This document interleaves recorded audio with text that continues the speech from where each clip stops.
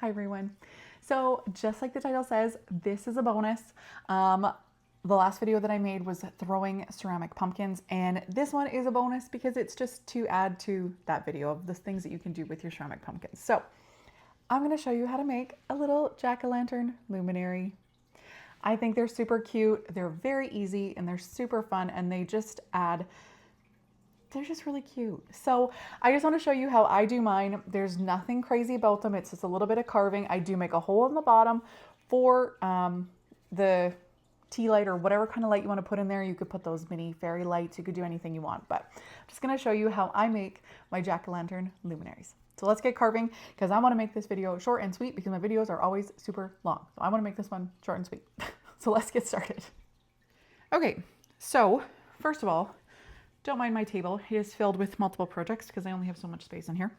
But I threw these pumpkins a few days ago, put the stems on a few days ago. They've been meshing and getting a little bit harder than they were, because what you want to remember when you're putting carving into a piece like this that has quite a bit of weight, especially on the top, you want to make sure that your base is sturdy enough to hold that weight because you're carving out a large chunk of it. So you don't want it super soft so that it collapses on itself.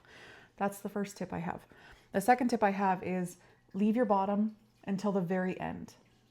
Don't cut that out until you're fully certain that this won't collapse on itself. Don't ask me why, but I think there's a reason why, but just leave the base until the end. Don't cut the base out until you're fully certain that this isn't going to collapse on itself, because I did make that mistake 2 times until I realized that I should have not cut the base out before I started cutting out my face. So don't make that mistake. Cut your face out first and then make sure that it's good to go and then cut your base. There isn't much you're going to need. I use a needle tool for my face or my carving, a sponge, some water, slip, a paintbrush, and I also like to use a wooden tool. I just find that wooden tools just they're just nice and soft, and they just help. But anyway, so basically you just choose where you want to put your face on your pumpkin. I want to be able to look at my stem, so I want to see my stem because I like my stems. Dogs every time. And because I have kind of a shallower pumpkin, like it's pretty short, I'm going to give a pumpkin that just has some small eyes and a bigger mouth. So hopefully that works out. I don't use a stencil. I'm sure that you could find one. I don't use one. I just draw it out and hope for the best. So that's how I roll when I make these pumpkins, but you do you. If you're more comfortable with a stencil, by all means, please feel free to print one off or draw one out beforehand. But I just freehand them on. So let's get started. And all I do is I just take my needle tool and I draw it out and then I carve. So we're going to start with drawing.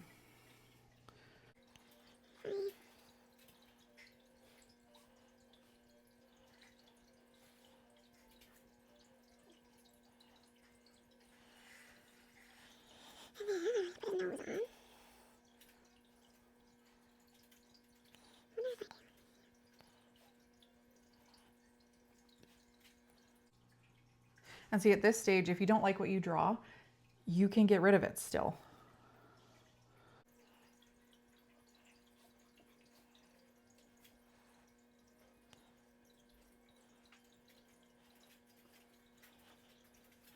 And now I think I want to do a pretty big mouth. So we're going to start over here.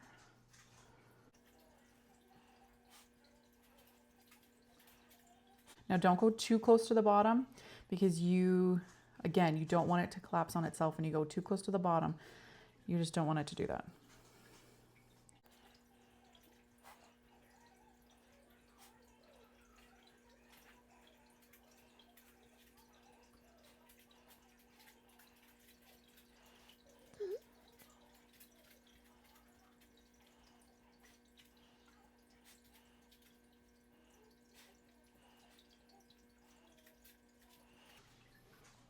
That's not perfect, so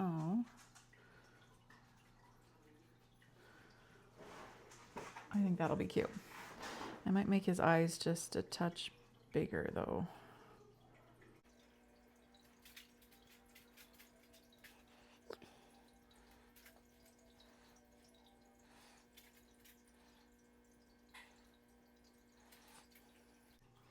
there we go. So I have my face. So now all I'm going to do is I'm just going to start carving. So I just take my needle tool. I usually start with the eyes first, but you can do whatever you're comfortable with. And I just carve them out.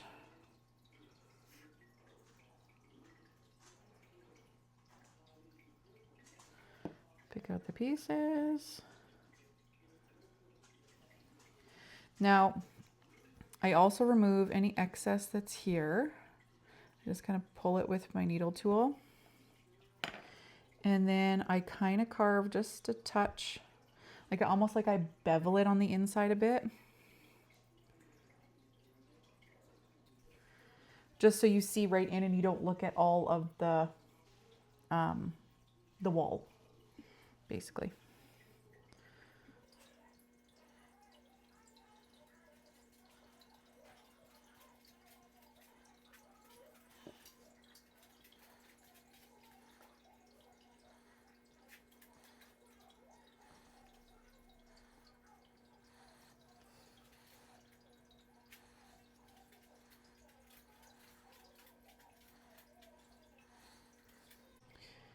And I do the nose.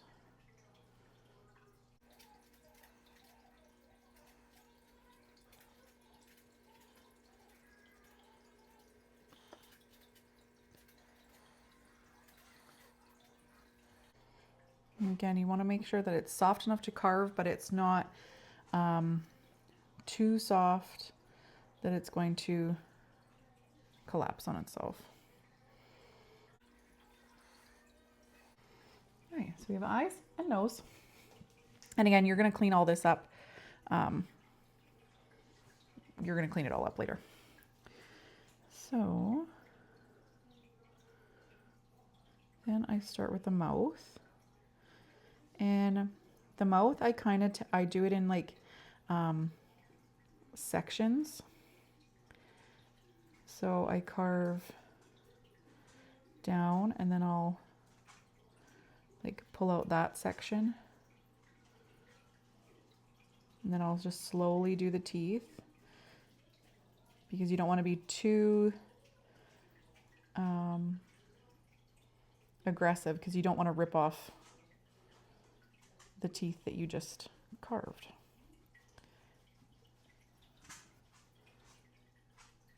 And once you get to where the nose is, you just need to be a little bit careful because you don't want to put a whole bunch of stress on this connection in here because you'll get a crack. And you don't want a crack when it's firing because these are a lot of work and they're cute. And well, let's face it, you don't ever want cracks, but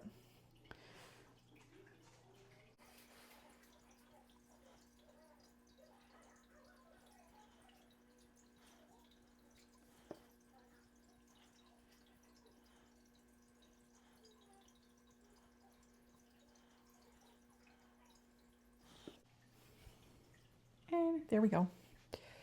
So then I just, same with the eyes and the nose, I just go and I remove any excess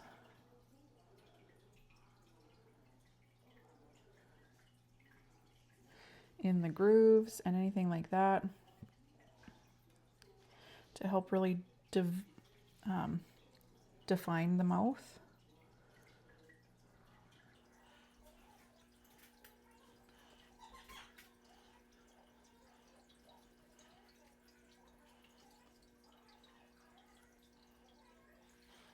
And kind of like I said before, bevel the edges so that I'm not having, that I'm not just looking at the walls of the pumpkin.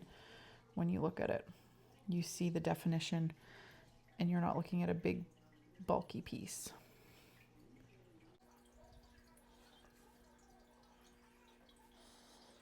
And if you cut in the middle of one of your creases, just make sure that you go in either with your needle tool and you just kind of redefine them because they sometimes can get lost. Okay, so I'm happy with that. I think that's super cute. So then this part's really simple. I just go through, I clean the outside with my sponge.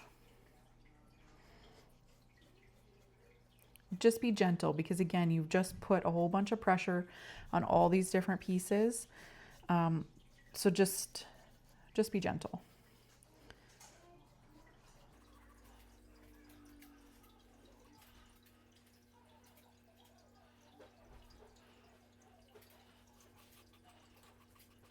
Okay. Then this is where I take my paintbrush. I just wet it and I go in here, and that's where I really smooth out the piece. Smooth out all your cutting marks. Anything that's rough on the edges or behind, you take any of that off.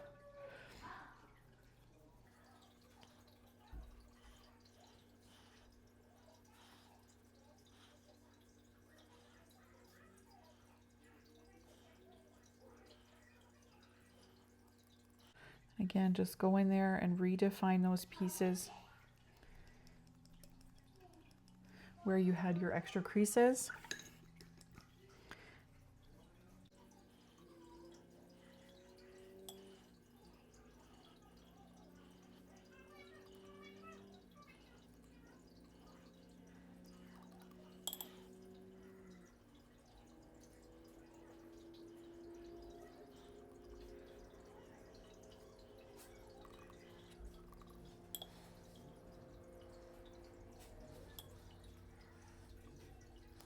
And because when you carve a jack-o'-lantern, there is always cut marks.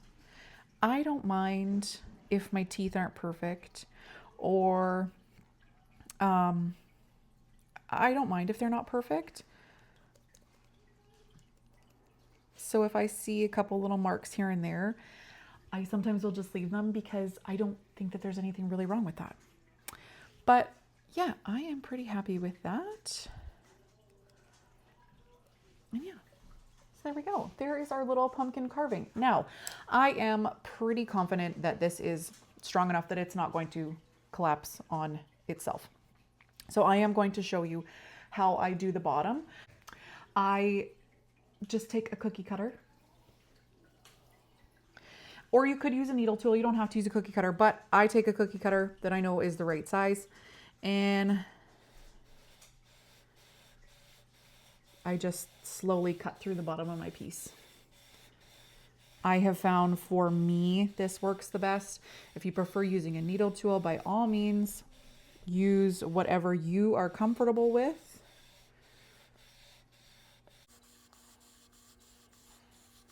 Thick. And also remember, when you are cutting your base, do not squish your piece from top to bottom. It will collapse on itself. Be very mindful on how you're holding your piece, because you just put all that work into carving your face. You don't want it to go away. No.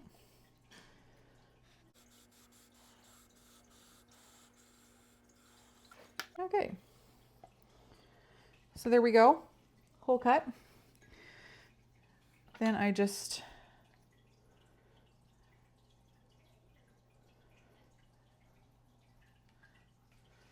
didn't make that one very straight in the bottom, but that's okay.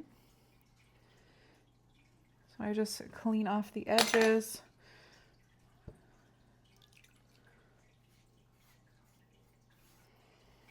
Go with my sponge. I sponge it all out. And because now you've opened it up, this is also tip number 2. You have the perfect opportunity right now, if you have any stress cracks from adding your stem, you have any stress cracks from adding your sections, add some slip and smooth them out, and you will be good to go. I see that I have a teeny tiny little stress crack, so I am going, let me just put that down for a second. So I'm going to add just a tiny bit of slip.